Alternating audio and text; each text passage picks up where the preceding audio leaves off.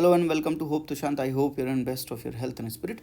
Most rational question for UPC pre 2024. These are most rational because they are strictly based on UPC pattern. They are based on the thematic understanding of the UPC. They are based on the previous year questions, and they include the different traps that the UPC plays with you.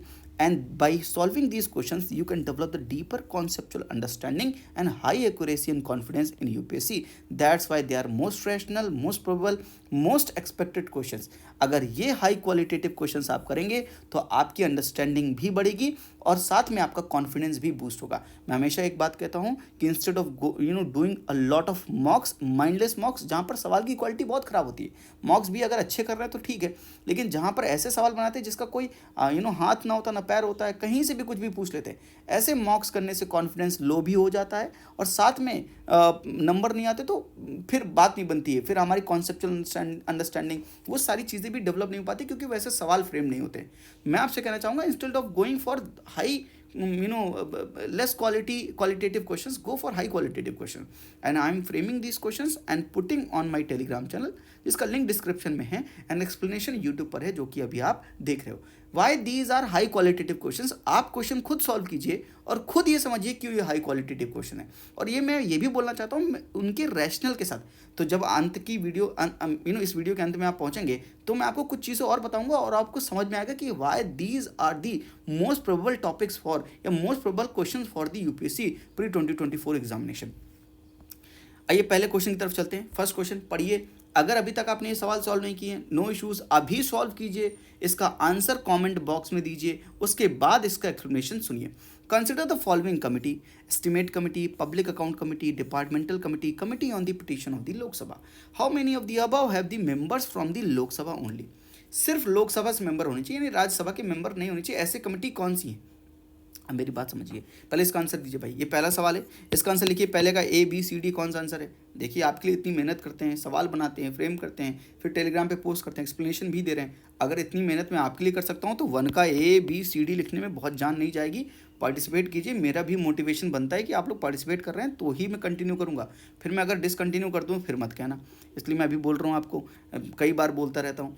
अब कभी मुझे भी serious लेके बता दो भाई कौन है इसका आंसर. चलिए बताइए इसका आंसर क्या है. आइए कमिटीज़ से थोड़ा सा चीज़ें समझ लेते हैं, कुछ वैल्यू एडिशन भी कर लेते हैं ताकि अगर आपको कमिटीज़ नहीं आती तो आप सिंपल लैंग्वेज में कमिटीज़ समझ भी जाएं. देखिए कमिटी का काम क्या होता है? रिकमेंडेशन देना. ये तो आप समझते हैं. कमिटी दो टाइप की हो सकती है. एक होती है ad hoc committee. So these ad hoc committees, इनका नाम में एड हॉक है. So they are made for specific issue, या किसी स्पेसिफिक इशू के ऊपर बनाया जाता है या किसी स्पेसिफिक बिल के ऊपर बनाई दी जाए, स्पेसिफिक बिल के ऊपर. So these are ad hoc committee. तो सम बिल दैट नीड्स कि यार ये कमिटी को रिकमेंड इस कमिटी को देते हैं, उसका कुछ रिकमेंडेशन आएगा तब देखेंगे. तो कुछ बिल के लिए, कुछ इश्यूज़ के लिए जो एड हॉक नेचर की कमिटीज़ होती हैं उनको बोलते हैं ad hoc committees. And second is standing committees. Standing committees दो टाइप की होती हैं. मेरी बात समझिएगा. स्टैंडिंग कमिटीज़ दो टाइप की होती हैं. एक होती है departmental committees, departmental standing committees.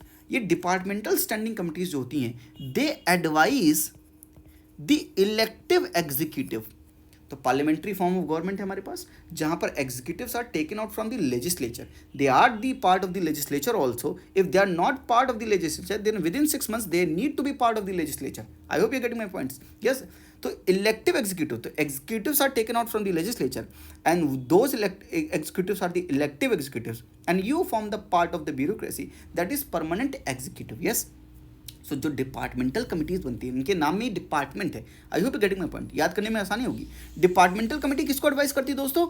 Elective executive को. और दूसरी टाइप की कमिटी होती हैं जिसका नाम है parliamentary committee. These parliamentary committees they advise, बताइए किसको एडवाइस करेंगे? Legislature. So this committee advice legislature. जो डिपार्टमेंटल कमिटीज़ होती हैं उसमें जो मेंबर्स होते हैं लोकसभा राज्यसभा के दोनों मेंबर्स होते हैं. लोकसभा के 21 मेंबर्स, राज्यसभा के 10 मेंबर्स. तो जो डिपार्टमेंटल कमेटी होती हैं उसमें 31 मेंबर्स होते हैं. तो लोकसभा के 21 एंड राज्यसभा के 10. कैसे याद करेंगे? याद रखिए अप्रॉक्स हमेशा जब भी लोकसभा राज्यसभा के दोनों मेंबर हो किसी भी कमेटी में तो 2:1 के रेशियो में रहते हैं. Let's say if some committee has 22 members from the both Lok Sabha and Rajya Sabha, then this committee Lok Sabha से कितने मेंबर होंगे? 15 एंड राज्यसभा से कितने मेंबर होंगे? 7. 7.5 नहीं हो सकते। I hope getting my point, किसी को आधे से काट नहीं सकते, विच मीन्स कि किसी भी कमेटी में अगर 22 मेंबर्स हैं देन 15 जो होंगे लोकसभा से होंगे एंड 7 जो होंगे राज्यसभा होंगे, अगर उस कमेटी में दोनों ही हाउस से मेंबर्स हैं। डिपार्टमेंटल कमिटीज में क्या होता है, दे advise the elective executive, 21 member from the Lok Sabha and 10 member from the Rajya Sabha, 31 members होते हैं। यस, एंड पार्लियामेंट्री कमिटीज कई टाइप की होती है। ऐसी कमिटीज होती हैं, कुछ ऐसी कमेटी होती है जिसमें लोकसभा के ही मेंबर होते हैं, जैसे कि एस्टिमेट कमेटी। एस्टिमेट कमेटी में 30 मेंबर्स होते हैं लोकसभा के। प्राइवेट मेंबर कमेटी होती है, प्राइवेट मेंबर कमेटी, जिसमें सिर्फ मेंबर्स होते हैं लोकसभा से। तो एस्टिमेट कमेटी हो गया, प्राइवेट मेंबर कमेटी हो गया, इसमें सिर्फ लोकसभा से मेंबर होते हैं। ऐसी भी कमिटीज होती हैं पार्लियामेंट्री स्टैंडिंग कमेटी में, जिसमें लोकसभा राज्यसभा से दोनों मेंबर होते हैं, जैसे कि public account committee. Public account committee has 22 members, जिसमें 15 are from the Lok Sabha and 7 is from the Rajya Sabha. कुछ सेंट्रल पब्लिक अंडरटेकिंग भी होती हैं, जिसमें 22 मेंबर होते हैं, 15 from the Lok Sabha, 7 from the Rajya Sabha. और लोकसभा राज्यसभा की ऐसी भी कमेटी होती है कंबाइंड, जैसे वनरेबल सेक्शन के लिए कमेटी है, विमेन के ऊपर कमेटी हो गई, या SC/ST के ऊपर कमिटीज हो गई। So these committees have member from the both Lok Sabha and Rajya Sabha. So these committee have member from the both Lok Sabha and Rajya Sabha. And कुछ कमिटीज ऐसी होती है जो सेपरेट होती हैं, separate for Lok Sabha and separate for Rajya Sabha, separate for Rajya Sabha, जैसे कि प्रिविलेज कमेटी हो गई, प्रिविलेज कमेटी हो गई, पिटीशन कमेटी हो गई। सो पिटीशन कमेटी राज्यसभा के लिए अकेले सेपरेट हो सकती है, लोकसभा के लिए सेपरेट हो सकती है। तो सेपरेट कमिटीज होती हैं and these all are parliamentary committee. I hope some basics आपके क्लियर हुए। आइए अब इस सवाल पर आते हैं, क्या पूछा है, लोकसभा के मेंबर होने चाहिए। तो committee on petition of Lok Sabha, अरे ये तो सेपरेट कमेटी है, इसमें तो लोकसभा के ही मेंबर होंगे, तो चौथा बिल्कुल होगा। डिपार्टमेंटल कमेटी, इसमें तो राज्यसभा के भी 10 मेंबर्स थे, यानी ये आंसर नहीं हो सकता। पब्लिक अकाउंट कमेटी, इसमें तो 22 मेंबर्स थे, जिसमें 15 लोकसभा से एंड 7 राज्यसभा से, यानी ये भी नहीं हो सकता। एस्टिमेट कमेटी, इसमें 30 मेंबर्स थे लोकसभा से। एंड याद रखिए यूपीएससी कमिटीज के ऊपर सवाल पूछ चुका है, एस्टिमेट कमेटी के ऊपर भी, पब्लिक अकाउंट के ऊपर भी। तो these committees are important committees. CAG की रिपोर्ट आती है, मुझे याद बताइएगा सीएजी की कौन हेल्प करती है कमेटी, या किस कमेटी को सीएजी हेल्प करता है, वैसा वर्षा मुझे आप कमेंट बॉक्स में इसको जरूर बताइएगा। तो आंसर क्या होगा, लोकसभा ओनली। कौन कितनी होगी भाई, लोकसभा 1 and 4, आंसर होगा only 2 is the right answer. Let's move to the next question. For UPSC pre 2024 consider the following motions. तो मोशंस भी इंपॉर्टेंट एग्जामिनेशन के पर्सपेक्टिव से। How many of the above motions are moved in the Lok Sabha only. ऐसे motions कौन से हैं जिसको सिर्फ लोकसभा में मूव किया जा सकता है। I hope you are getting my point. No confidence motion, adjournment motion, censure motion, cut motions and the privilege motion. बताइए इसका आंसर क्या होगा। आइए थोड़ा सा देख लेते हैं, पॉज करके आंसर दे दिया। सेकंड क्वेश्चन का आंसर लिखिए भाई कमेंट बॉक्स में, क्या होगा इसका आंसर। आइए कुछ जान लेते हैं। Privilege motion, it can be moved by A member when he feels that the minister has committed a breach of privilege. तो जब भी कोई मिनिस्टर अगर प्रिविलेज को ब्रीच करता है or one or more of its members by withholding facts of a case or by giving wrong or distorted facts, ऐसे cases में आप प्रिविलेज मोशन पास करा सकते हैं। Its purpose to censure the concerned minister. समझ गए आप। तो प्रिविलेज मोशन किस लिए होता है, and privilege motion can be passed in Rajya Sabha as well as the Lok Sabha. एक होता है मोशन जिसका नाम होता है censure motion. It should state the reason for its adoption in the Lok Sabha. It can be move against the individual minister or a group of minister or the entire council of minister. यानी censure motion आप individual minister के ऊपर भी लगा सकते हो, group of minister के ऊपर भी लगा सकते हो और काउंसिल ऑफ मिनिस्टर के ऊपर भी लगा सकते हो। And because you can apply the it can be move against these type of things, that's why it can be moved in only in Lok Sabha. It is move to censure the council of minister for the specific policies and action. And third is call attention motion. It is introduced in the parliament by the member to call the attention of a minister to a matter of the urgent public importance and seek an authoritative statement from him on that matter, and it can be moved in the Rajya Sabha as well as the Lok Sabha. तो ये राज्य सभा और लोकसभा दोनों के लिए। Censure motion किसके लिए, सिर्फ और सिर्फ लोकसभा के लिए, और प्रिविलेज मोशन किसके लिए, लोकसभा एंड राज्यसभा दोनों हो सकते हैं। यस। एडजर्नमेंट मोशन, एक होता है एडजर्नमेंट, सिटिंग का एडजर्नमेंट करते हैं, एक होता है एडजर्नमेंट मोशन, दोनों डिफरेंट है, प्लीज इनके बीच का गैप मेंटेन करिएगा। It is introduced in the Lok Sabha to draw the attention of the House to a definite matter of the urgent public importance. It involves the element of the censure against the government and it can be moved in the Lok Sabha only. तो judgement motion किस पे move कर सकते हैं? सिर्फ लोकसभा में move कर सकते हैं। No confidence motion, article 75 of the constitution says that the council of ministers shall be collectively responsible to the Lok Sabha. In other words, the Lok Sabha can remove the ministry from office by passing a no confidence that we don't possess the confidence in this government and the motion needs to be supported by the 50 members to be admitted। and ये motion सिर्फ लोकसभा में जाएगा। याद रखिए, जिसकी वजह से government गिर जाती है या ऐसी मोशन जिसकी वजह से गवर्नमेंट को छोड़ना पड़ता है, अपने पद को छोड़ना पड़ता है, ऐसे मोशंस लोकसभा में ही जाएंगे, क्योंकि लोकसभा में ही डेमोक्रेटिक मैंडेट है और उस डेमोक्रेटिक मैंडेट को एक्सरसाइज कर सकते हैं। हम काउंसिल ऑफ स्टेट को ये पावर नहीं देते हैं जिसकी वजह से वो गवर्नमेंट को हटा सके। यस, तो no confidence motion it can be moved only in the Lok Sabha. Motion of thanks, आप जानते हैं first session after each general election and the first session of the every physical year is address by the president. और ये motion बड़ा important होता है, इसमें government की पॉलिसीज होती हैं। और ये मोशन जो है, address of the president is discussed on the both the houses of the parliament on a motion called motion of thanks and this motion must be pass in the house, otherwise it amounts to the defeat of the government. ये motion government की policies के बारे में होता है और ये policies put forward की जाती है। लोकसभा राज्यसभा दोनों हाउस जो हैं इस पर डिस्कस भी करते हैं और ये मोशन को पास होना चाहिए, otherwise it amounts to defeat the government. And cut motions, ऐसे motions,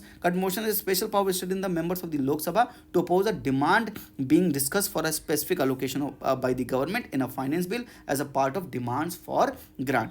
if the motion is adopted it amounts to a no confidence vote. If the government fails to jot up the numbers in the lower house it is obliged to resign according to the norms of the house. Resign करना पड़ जाता है। तो policy cut motion होता है, economy cut motion होता है and the token cut motion होता है। These are the three types of the cut motions and they can be moved on लोक सभा only। I hope you got the point। तो cut motions Lok Sabha में जाते हैं, अडजमेंट मोशन लोकसभा है, सेंसर मोशन लोकसभा है, नो कॉन्फिडेंस मोशन लोकसभा। इन चीज़ों को आपको याद रखना है। यस, तो आइए समझते हैं, इस सवाल को देखते हैं। Consider the following motions, no confidence motion, adjournment motion, censure motion, cut motion, they all include, they need to be passed in Lok Sabha only.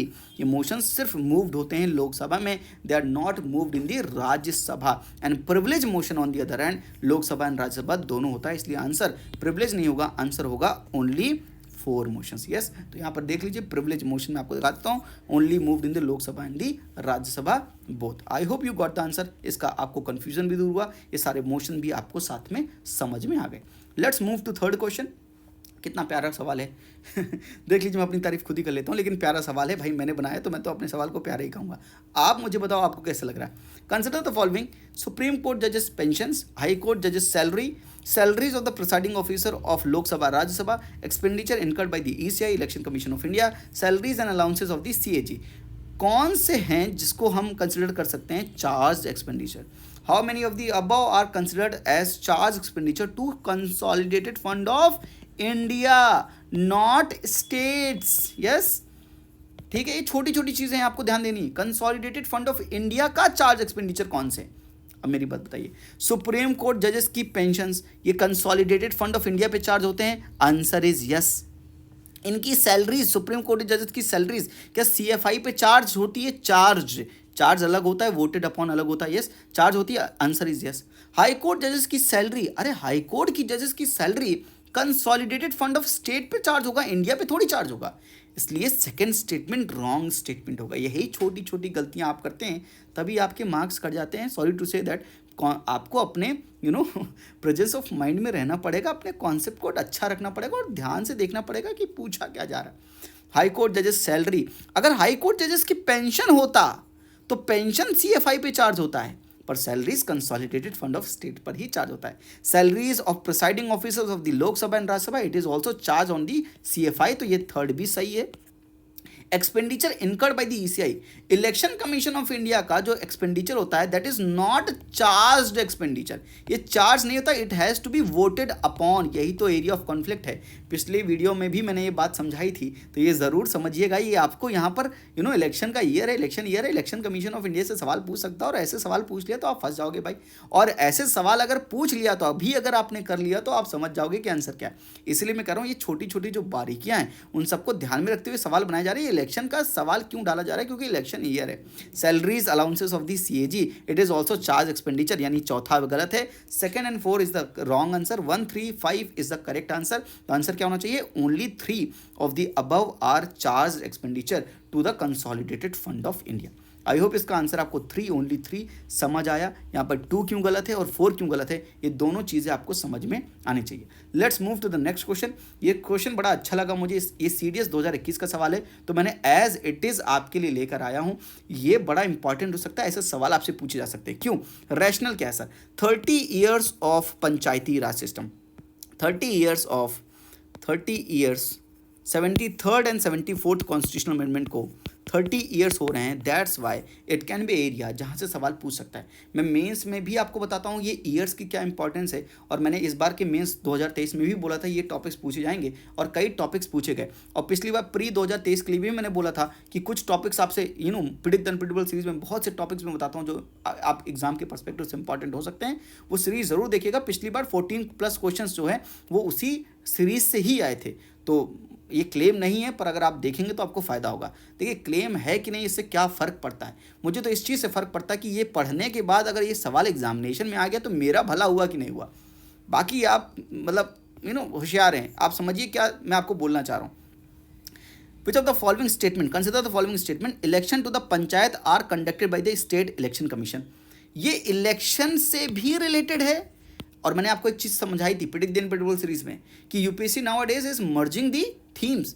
Election एक थीम है और 73rd and 74th constitution amendment को 30 ईयर्स हो रहे हैं। सो दो चीज़ों को इंटीग्रेट करके सवाल पूछेगा, इसलिए मैं ये सवाल लेकर आया हूँ। CDS 2021 का बहुत प्यारा सवाल है।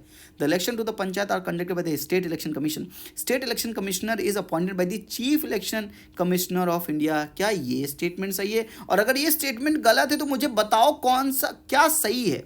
स्टेट इलेक्शन कमिश्नर को कौन अपॉइंट करता है, जरा कमेंट बॉक्स में बता दो। देखो पार्टिसिपेट कर लो, मैं बता रहा हूँ। मुझे गुस्सा आ गया, मैं बंद कर दूंगा फिर कर लो यार, मैं तुमसे पूछ ही रहा हूँ, तुम मुझे भी अच्छा लगता है आपके जवाब देखकर। The state legislature have the power to make laws on all matters relating to panchayat election. तो panchayat elections, state legislature, 73rd 74th constitution amendment, election year, सब कुछ इंटीग्रेट करके सवाल है। बहुत प्यारा सवाल है। दूसरा जाहिर सी बात है गलत ऑप्शन है। आंसर इसका ईजी है, आंसर इज 1 and 3, यानी 1 and 3 is the correct answer. Please जाकर इस बार 73rd and 74th constitution amendment पढ़ लीजिएगा, पंचायत एंड म्यूनसिपैलिटीज़ के बारे में पढ़ लीजिएगा, साथ में कौन से कंपलसरी प्रोविजंस हैं, कौन से कंपलसरी प्रोविजंस हैं उनके बारे में पढ़िएगा। ये ऐसे पूछ सकता है यूपीएससी कि बताइए which of the following are the compulsory provisions in relation to the panchayat and the municipalities. आप गलत कराएंगे सर अगर आप ये पढ़ के नहीं जाएंगे। इन चीज़ों को थोड़ा छोटा छोटा चीज़ बता रहा हूँ, पर ये छोटी बहुत मोटी बातें आपको हेल्प कर जाएंगी। और हेल्प कर जाएँ तो क्लेम है कि नहीं क्लेम है, क्या ही फ़र्क पड़ता है, आपका प्री क्वालिफाई होगा। मेरा मोटिव है कि आपका प्री क्वालिफाई हो जाए। कुछ चीज़ें मैं आपको ऐसे बताऊं कि मैं थोड़ी हेल्प कर पाऊँ आपकी, और आप मेरी थोड़ी हेल्प से, और अब बाकी आप अपनी स्ट्रेंथ से इस प्री एग्जामिनेशन को क्वालिफाई कर पाएँ। क्योंकि इसको क्वालिफाई कर पाएंगे तभी कॉन्फिडेंस बूस्ट होगा, मेंस के लिए तैयारी करेंगे, और फिर जो है आपका कॉन्फिडेंस ऐसा बूस्ट होगा कि रैंक भी आएगी। चलिए नेक्स्ट क्वेश्चन पर चलते हैं।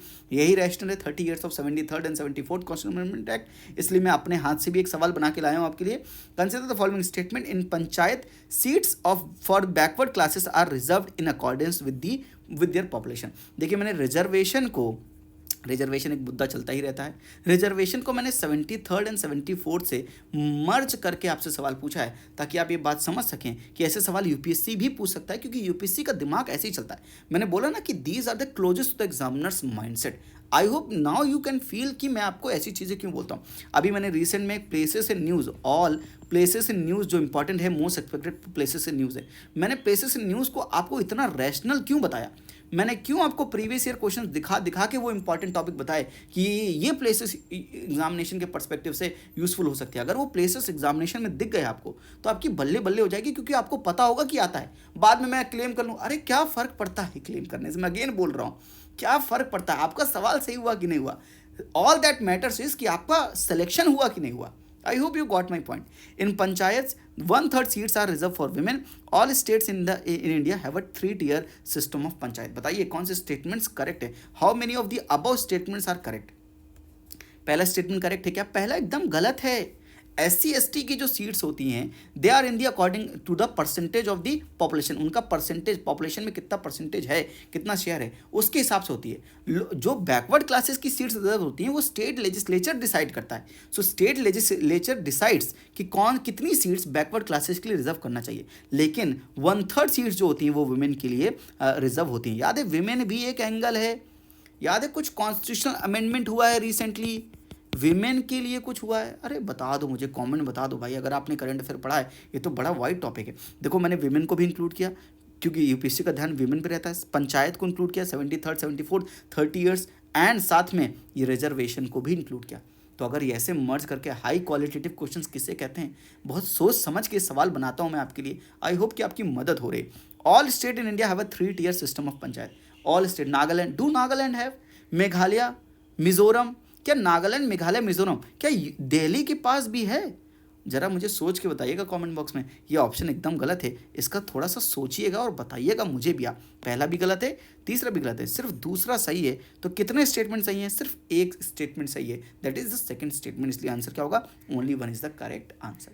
These are 5 most rational most expected question from polity that are framed, और ऐसे ही क्वेश्चंस मैं टेलीग्राम पर फ्रेम करता रहूँगा, वहाँ पर देता रहूँगा, कोशिश करूँगा कि और सब्जेक्ट्स को इंक्लूड करूँ। अगर आपका सपोर्ट रहा तो करता रहूँगा, नहीं रहा तो आज के लिए इतना ही। थैंक यू, नमस्ते, जय हिंद।